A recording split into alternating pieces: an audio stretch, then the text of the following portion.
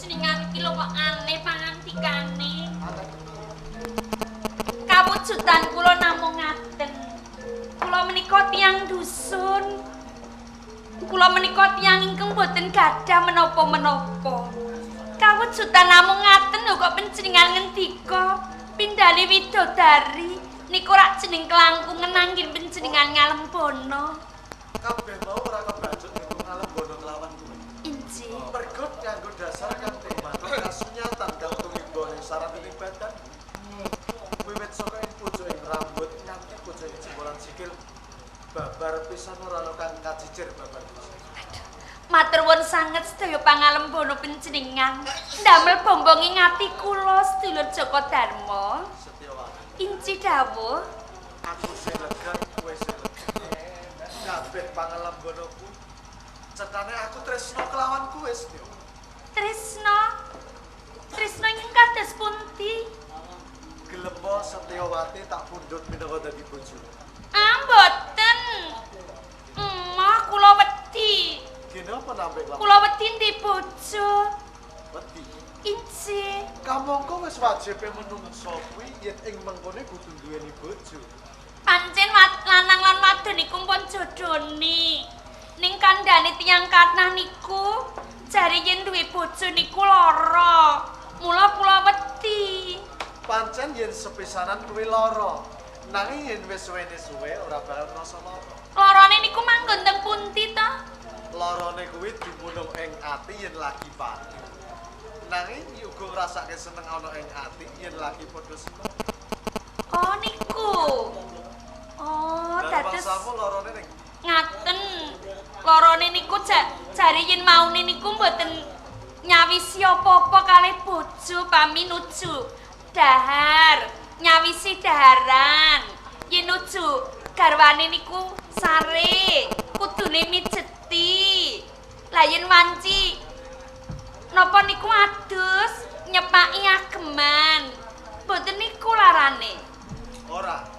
Kabeh mau wis dadi tanggung jawabe wong wadon Oh, pinangka ngaten. dadi bojone wong lanang. Ah, yen ngoten kula nggih mboten saged, kula mboten seneng di bojo. Setyawati, Inci. wong duweni bojo kuwi kepenak. Kang sepisan ana sing ngayomi, kang angka loro ana sing ngrungkepi. Yen kowe mung tansah kaijenan, yen kowe lumaku ning sak tengahing dalan, tartamtu bakal ana kakung liya kang beda lawan sira. Nun sewu nggih sedulur Joko Darma. Panjenengan niku nembe pinanggi kalian kula sepisanan. Lho kok gampil panjenengan nibaki tresno? Menapa tresno panjenengan menika lair batin kalian kula? Pancen lagi sepisan iki aku wanuh kelawan kowe. Inci. Nanging ora tak selak. Lagi wae aku ketemu kelawan kowe, ati iki krasa deg-degan. Tartamtu kuwi tandane aku tresno kelawan kowe. Oh, yen deg-degan niku mesti seneng nggih. Ya bisa diwastani ngono. Oh. Nggih pangapuntenipun ingkang kathah kula mboten saged nampi katresnan panjenengan. Setyawati. Inci. Iki tumabak ana ing sak tengahing alas. Kamangka kowe mijil ka bocah wadon. Ora ana wong liya yen ing mengkone aku tumindak kasar kelawan kowe. Ah, badhe tumindak menapa, sedulur? Sampun kasar, kula niku wedi yen dikasar kalih wong lanang niku wedi. Yen kowe wedi gelem dadi bojo, Ning kula mboten seneng. ning aku seneng kelawan kowe. Non sewu. Yang omah-omah niku rak pawitane seneng lan seneng, tresno lan tresno. Lah kok panjenengan meksa kalian kula? Pindhane tiyang keplok niku yen ora tangan loro ora bisa muni lho. Tresno kuwi ing mengkone bakal ngrembaka sithik yen kowe wis cedhak kelawan aku pinangka dadi bojo. Wong ora seneng dicedhak ana sedina ping 7 nggih ora bakal tuwa rasa tresno ning malah blenger. Apa kaya ngono? Ah, mboten. Aja cedhak. Napa? Emak. Ora apa-apa lho. Setyawati, Inci dawuh. apa kelakon aku ngrawuh kowe ora sak tengahing alas? Sampun sedulur. Mboten. Pangapunten. Aja. Kula wedi, Emak. Sedulur Joko Darma kula wedi aja dicekel kaya ngene.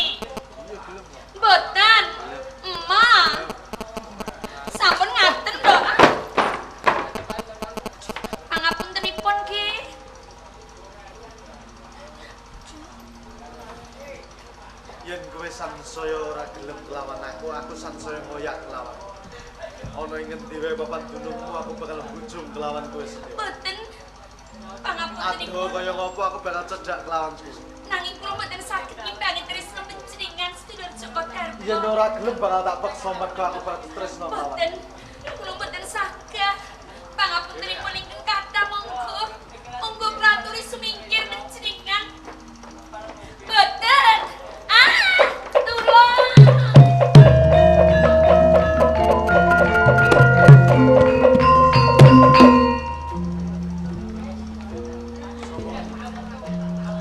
Ana kelit bating pawongan.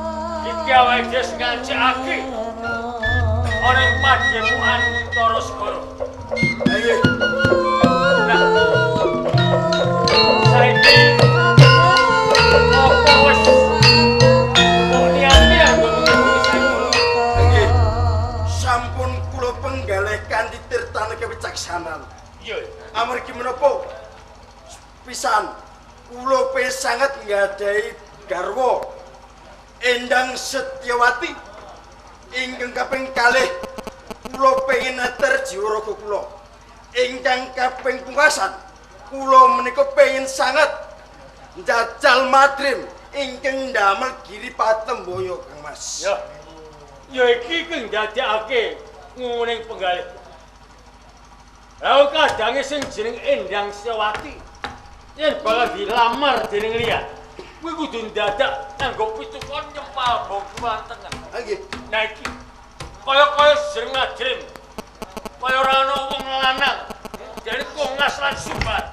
Ngariki. Ayo, keras pantes jajal sing jeneng madrim. Leboni sayembara. Monggo kula jeneng. Sing iso nyempal bongkuan tengen madrim, boyong Endang Setyawati. Nggih.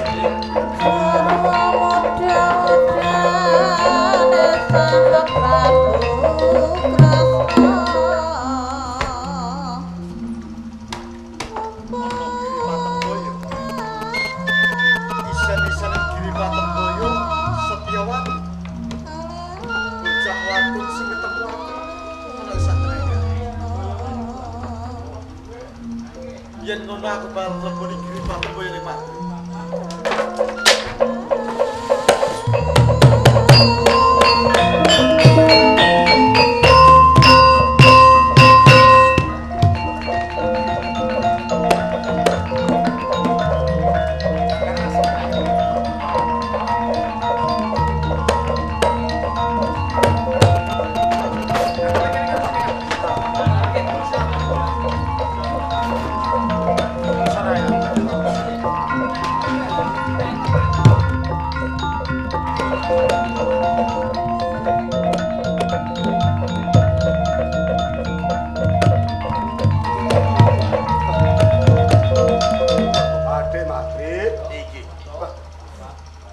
Kepiye rak yo? Padha slamet tekamu saipun. Pangestunipun. Madrim, Iki coba pun bapak tak takon mumpung para siswa padha ora ngadeg ning ngersane pun bapak. iki. Badhe diperiksa menapa? Pun bapak ki rak krungu kabar. Jare kowe kuwi nganake Giri Sayembara. Iki Sapa sing bisa nyempal bau kiwa lantengenmu wenang boyong adimu Endang Setyawati. Kuwi tenan apa piye? nuwun sewu Bapak Guru. Menika mboten namung kabar. Nanging malah menika kepara nyata. Sebab sinten kakung mangke kang badhe amboyongi kan adi kula Setyawati.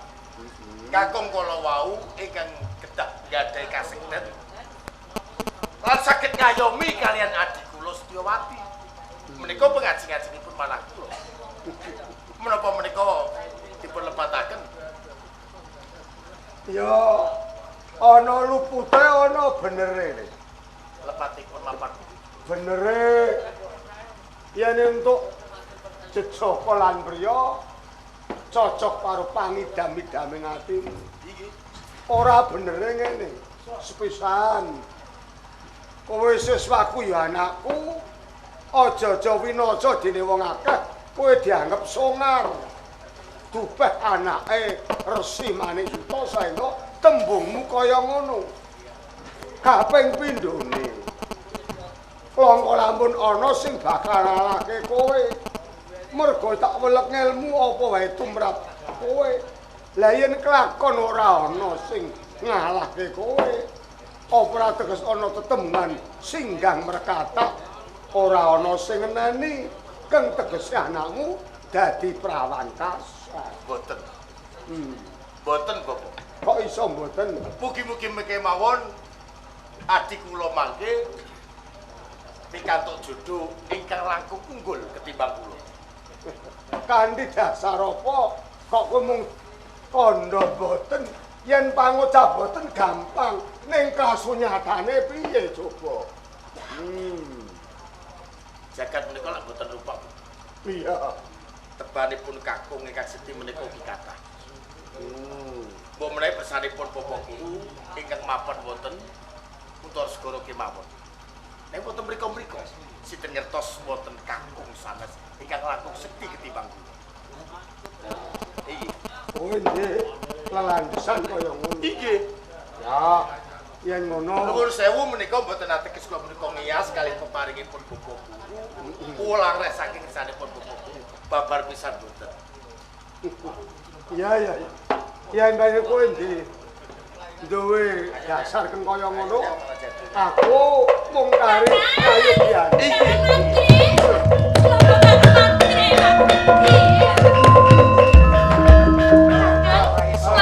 Lawangi ditutup kakang aku wedi aku. Eneng opo? Iki kok malah konyal kaya ngono. Kunyal-kunyal pripun bapak kula wedi. Konyal.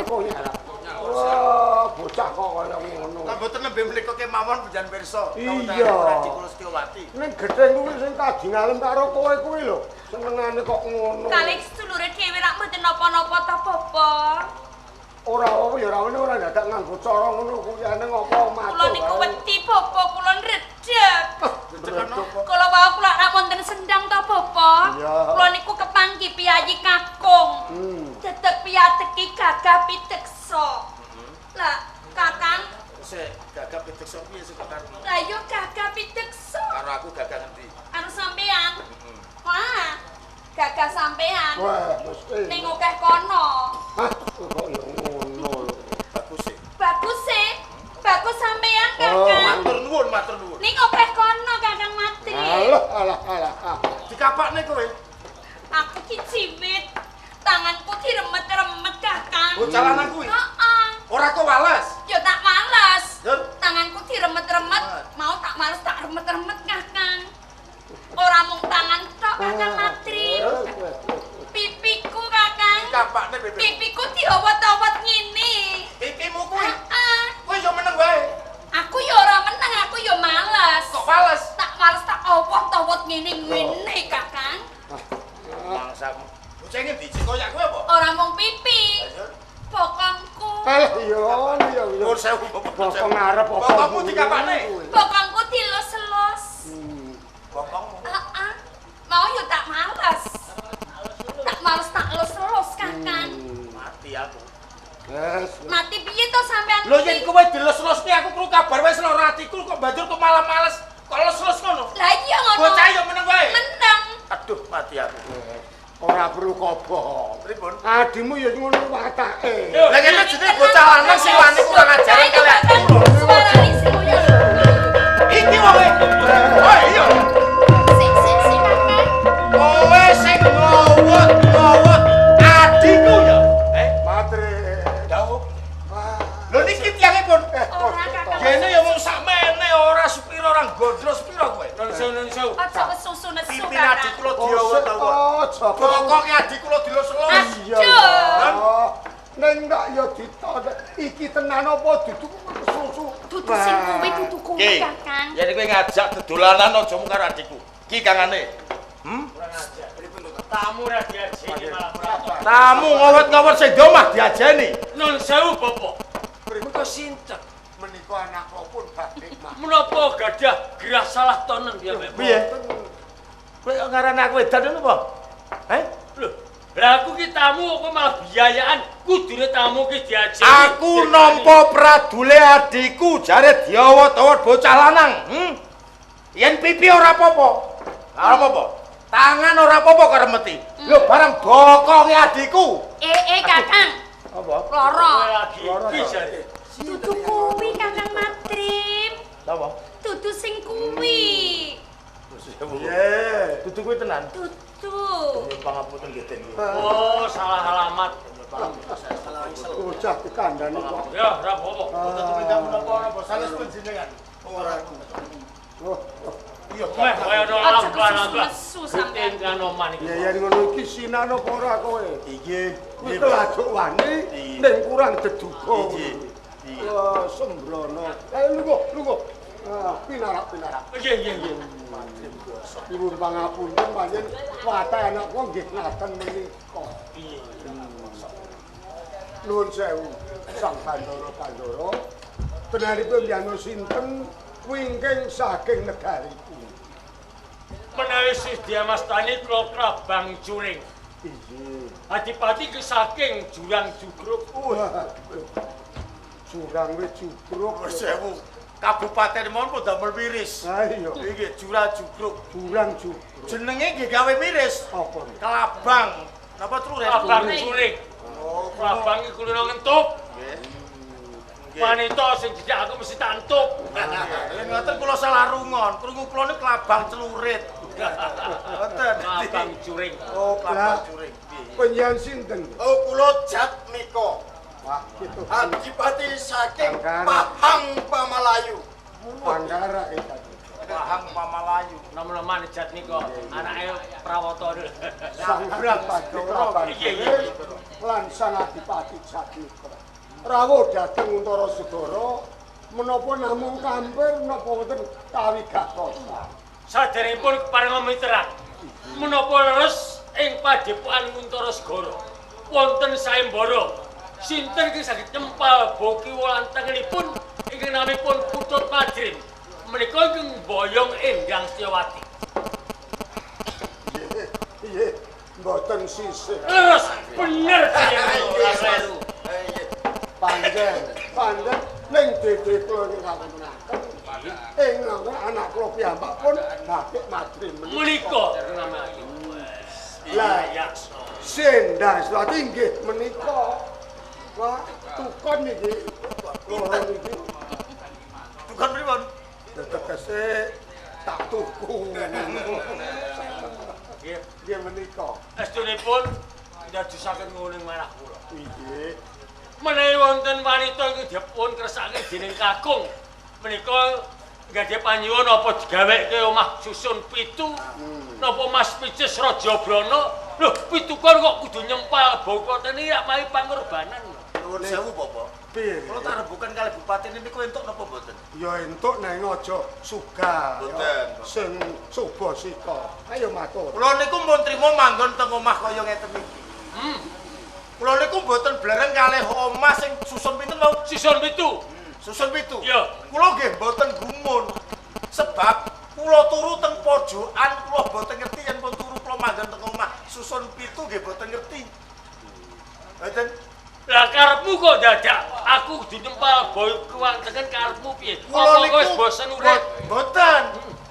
Malah kepara kula niku ngajeni ngaosi kalih penjan-penjan menika. Lah sinten mawon tiyang kakung mangke kang saged mboyongi adik kula niku kudu wong lanang sing duwe kasekten. Nah. Niku mangke saged ngayomi adik kula sak wetahipun. Kaya ngono. Ya, terus pantes aku tak jajal karo sepiro kabisan. Aku ora sempal boyku wontenmu. Matur nuwun sanget. Terus pundi Assalamualaikum. Udah mapan ngoten. Yen panjen kowe wis madhep ya diatur supaya mapan ning Anteni ning blabar kawat. Wonten pelataran menika sampun kula sediaken. Kaya ngono. Blabar kawat izin. Yo, blabar mojo teng kawat. Ayo muga-muga Kuwi wong. Iki kok. Ya kuwi Kakang. Entuk iku jam klejem guyang-guyu bagus. wis ora sah padul kok. Bocah iki lho ojo landhep-landhep tutukmu kuwi. Niku Kakangmu watake panjenengan ngono kuwi. sampun. Padani kok Diajar kali Kakang kula. Mapan tenan iki. Madrip Nuwun sewu Bapak. sing apik. Adik kula lho niki dijiwiti lho. Iya ora mung dijiwit to. Niki yen adik kula jiwit, ati kula mak sengkring rasane pun. Kula aku dijiwit Kakang. Nggih. Ora ngisor ati to. Surat niku napa? Ayo weteng. Mboten. Ora ayo wis. Pina. Nuwun sewu, Yen.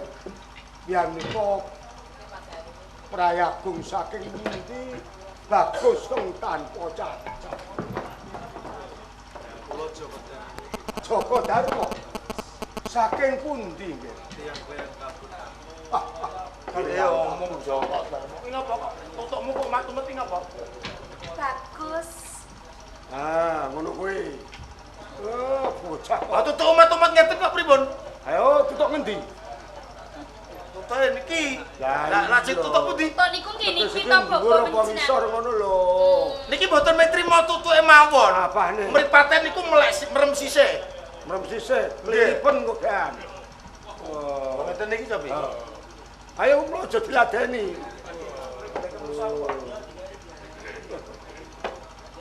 Angger Joko Darmo. Lajeng rawuh dhateng Paduan Untaraswara kagungan kersa menapa? Menawi dipun kepanen badhe nderek mlebeti Giri Patemboyo.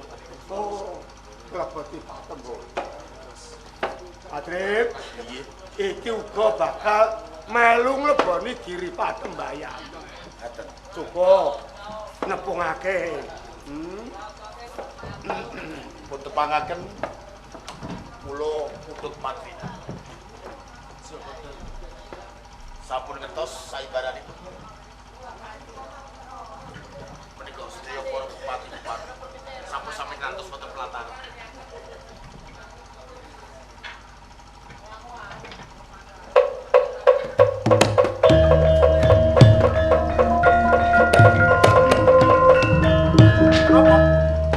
Bocahe lembah mana apik cakae.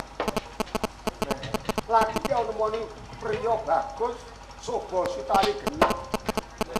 Ora kaya wis sugal omonganmu kasar kaya ngono. Ya kono. Ya. Monggo Bapak. Ditunggu ini wae. Niki mawon mboten pengin mangertosi wong ngaten sih.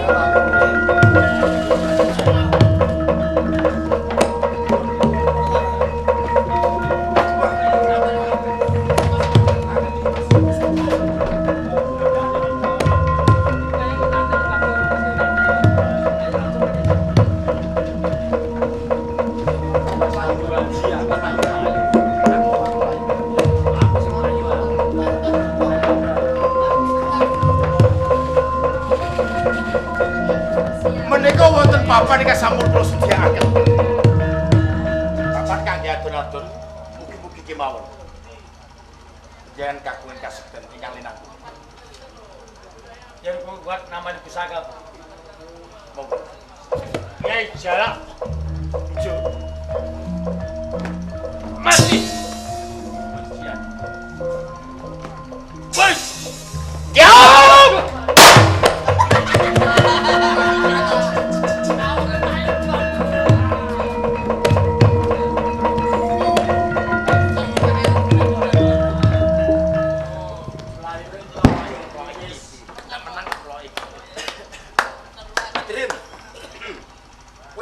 Seneng hatimu dupeke bisa ngalahke Kang Mas Adipati.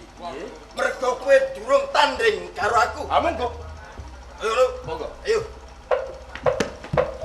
Set, iya, iya,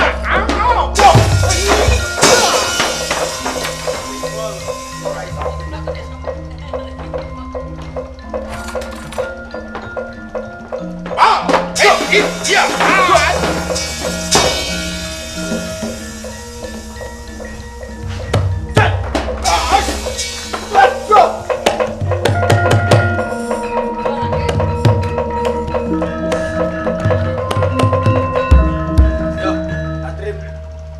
Aku ngakoni yen aku kalah karo kowe. Aku ora dadi pemur apa-apa. Aku arep golek wong wadon liya. Ha iki. Iki wis ora ana rembug meneh. Monggo sampe dipun buktekaken.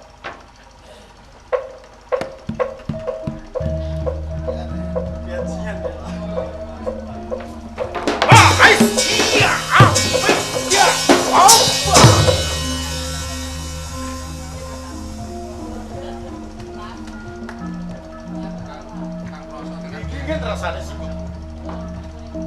Iya.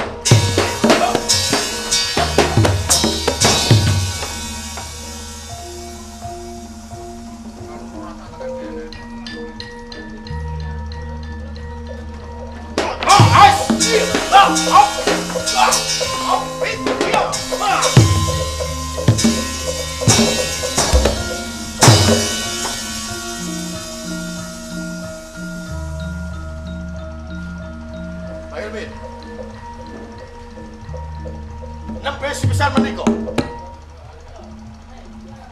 Kula kepanggih kalian mengsah bidang popot lan timbang. Boten namung kegelutan kemawon. Yen bejar sekti babu. Mang oyak kula.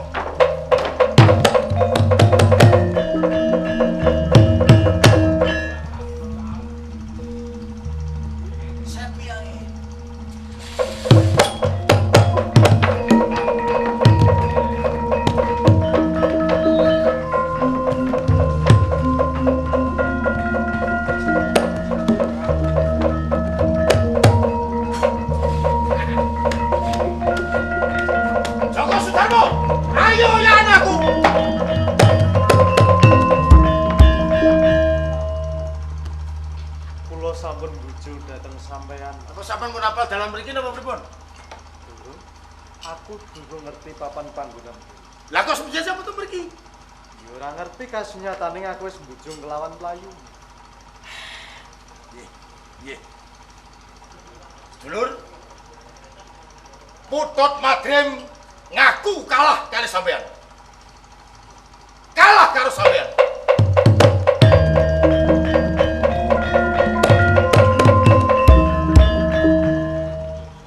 Yen sampean wis ngaku kalah kelawan aku bisa mboyong isen-isene patemboyong ing sampean. Nek dereng.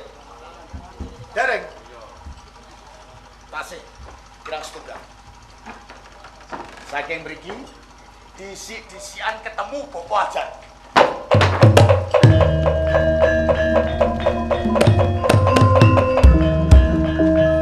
Kaya bocah cilik wingi su.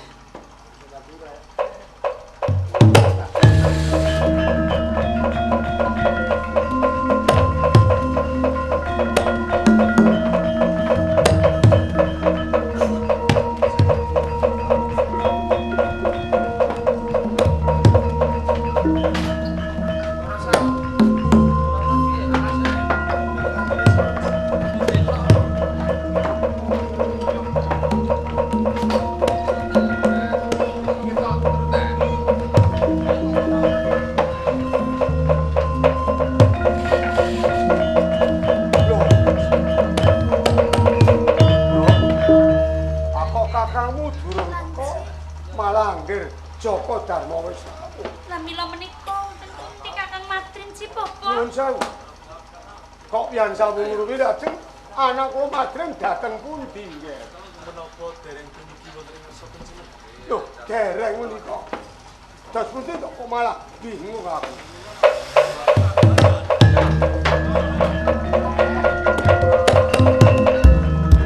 Ora menang kowe mlayu karo aku. Rumangsaku pun wonten tamu di mriki wae. Sapa? Yang sing ganteng mau lho. Sing aku jeneng sinten Joko Sudarmo. Joko Darmo. Mbok di mriki dereng. Lah ning apa to? Kalah kalih kula. Lho, Kula tantang. Kula jak mlayu teng tengah alas kula kalah. Iya. Nek kula jak disik-disikan ketemu kali panjenengan. Sing teko sik kene iki. Kula. Ajatanipun boten wonten sinten-sinten. Sing dhisik tekep menang. Sing dhisik mesti menang. Yen ngono kowe kalah. Kok ngoten? Kowe sapa? Gurimu. Lah dalah. Kok medel mawon sampean? Pun nembe napa? Alah, omong. Tembung ampun nembe iki tembung apa? Wah, wis kaya ora disinaoni basa wae. Nembe napa? Napa wit mau? Aja ngono. Lah pripun? Ayo sing apik piye panggulawen ka? Pun mau napa nembe? Alah iya. Lah mong kolek sithik mawon dadak dadi perkara lho sampeyan niku. Ora piyen ora penak ya ora diwali sing bener. Pun nembe napa? Lho, Sing leres pripun? ayo sing bener sampun dangu napa nembe kemawon. Nembe mawon teng mriki. Iki piye to? Lah pripun? Jare njaluk warah kok malah. Lha nggih. Pun wit mau. Ngoten. Napa nembe? Lho, Lah pripun to? Pun wit mau napa nembe? kuwi tekse basa isih sasar susul. Sasare mboten napa-napa susule niku sing dadi perkara. Ane kok iso kok ganjel ambe. Pinak. Monggo. Mantep tangan iku. Benar. Iki. Wis mbok rasake. Sampun. Mula Kula dene nate merangguli mengsahnya kados ngaten menika. Bapak terus ngakoni kalah iki. Inggih, kula ngaku kalah kalih Joko Sudarmo menika. Yen ngono bener sing dadi panidamidamu bocah bagus, Lah iki. duwe kasus unggul. Leres to menika. Lah iki, adik kula mesti remen. Mesine Lah panjenengan. iki. Oh, sepi ngaten niku. Jawati. Kok malah njek putruk. Wis to, pancen kaya ngono kok. Eneng apa kok? Plecah-plecu wae. Angger Kula nek mau Joko bagus mesti ngoten niku. ganeng diko pikanduk kami mangan kapeksa pengen menang bayang anak kula pun ndang tuwati inggih ndiko angger Joko. Matur suwun sembah nuwun. Matur suwun. Nanging kula tak nyuwun priksa angger Joko. Matur. Kok kaya pirang pitados saleting manah kula. Yen jamno namung tiyang kliyang kabur kangenan. Nitik ageman, cak-caning pangandikan, solah bawa. Cetha yen piyanika dudu priya ingkang kliyang kabur kangenan. Mbok inggih palaka putranipun Narendra pundi lan saking negari pundi angger. Sitik paningalipun gentur setata panjenengan. Mboten kula selak. Prabu Angling Darma saking Malawapati. Mau Prabu Angling Darma. Waduh.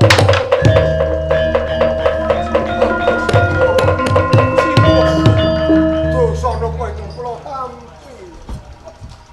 Lah kok pian kok punden kula piyambak ngasta bahwa ten adil dhateng negari Malawapati. Pangapunten wau kula tempiling. Piye? Wau kula tempiling, Bapak. Ya ora apa-apa mergo kuwi wis dadi patembayam. Nek nyuwun pangapunten saestu iki. Mula iki pepundhane dhewe Narendra Agung Malawapati. Lah iki lek nembe ngertos menika. Lah kalau wau Joko Sudarmo ngendikanipun. Ning ditonton gelagat ing panon ra kudu bisa maca. Inggih. Benar sungguh. Namung kados ngaten kawontenan. Nggih. Ngaten pun. Kok kaya-kaya tuwuh pitaken salebeting manah.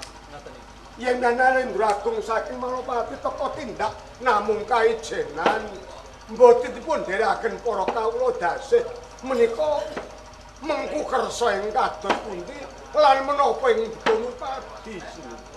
Ing pangajap namung badhe ngupadi dhateng sedulur kula ingkang dipun berada dening asesanes. Sinten? Kalih dosa taun ingkang kapungkur. Oh, Kakang Bathik Madrim. Kakang yang nami Madrim. Kalih dosa ing taun kepengker tasih wujud punang bayi. Tasih kawujudan sipun ajab. Lajeng menika istrinipun putranipun sinten? Putranipun Bibi Sukesi. Oh. Madrim bakal tinarbu kelelaton sing mbok sandang. Lho. Ki menapa kedawaten kula? Heeh. ana sambung rapete lan gendeng jenenge karo kowe. Perkawis menapa menika? 20 tahun Inggih. kang kepungkur. Inggih. Setelah disih bayi dibopong dening ibumu Nyai Ageng Manik Sutra. Pun bapa ana tengah alas lagi teteki mrengyang Bathara Agung. Inggih. Dumadan ana cahya cumlor tiba ning pangkonku. Inggih. Dalah dhateng pangkon kula. Sareng kula bopong kula tuweni epek-epekipun nami Madrim. Sareng sema kula nembe Bathik kula tambahi nama Bathik Madrim ya kowe kuwi.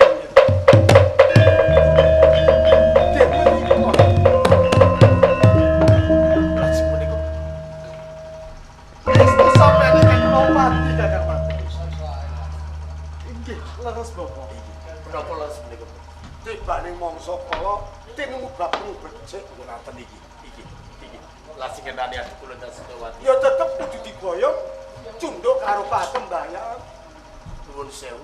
Sinuwun. Kakang Mati. Reneng sak menika sampun hak lan wenang panjenengan. Ingkang mimpangaken dhateng sayembara kula mboten wonten tiyang sanes. Saya panjenengan. Adi Setiawati. Kula caosaken kalih panjenengan. Matur sewu sembah. Nanging ingkang kula kandhi wonten ing Malawapati mboten namung ngersakaken Setiawati. Panjenengan ugi kedah nderek tumuju wonten ing Malawapati. Kula kedah pisah kalih. Lagi pun kanthi dhateng Malawapati. Kasinggihan Kowe uga bakal melu mukti merga ibumu upadi sliramu Ngerman. Lajeng panjenengan Aku tak cukup neng padepokan kene. Adi kula Setiawati dipun boyong ugi lho. Lah iya, Lah panjenengan kaijenan. aku Ngaten kok. piye? Kangge sawetawis kesanipun adi kula Setiawati menika remen, kula inggih remen sesarengan wonten Malawapati. Benjang menawi sampun panjenenganipun monggo kula dherekaken kudur wonten ing Segara Malih. Napa ki aku? prayoganipun kados mekaten Ah, mboten tak turuti, ora ketang wis tekan aku tak bali ya. Ngaten niki. Inji leres, inji dawuh Bapak. Kaboyong Sang Prabu minangka garwa Prameswari mukti ngae beberan karo Kakang Madrim. Tak terke ning Malawapati. Kula Heeh, kalih Kakang Madrim. karo Kakangmu Madrim. Ning kula mboten saged pisah kalih Kakang Madrim ki Iya, Bapak. Kakang Kakang Madrim tetep nderek wonten ing Ning Malawapati. Malawapati. Inji menawi ngatur. Caket kene. Aku melu. Ayo Kakang, Monggo. Monggo. Monggo. monggo sinuwun. Mari purna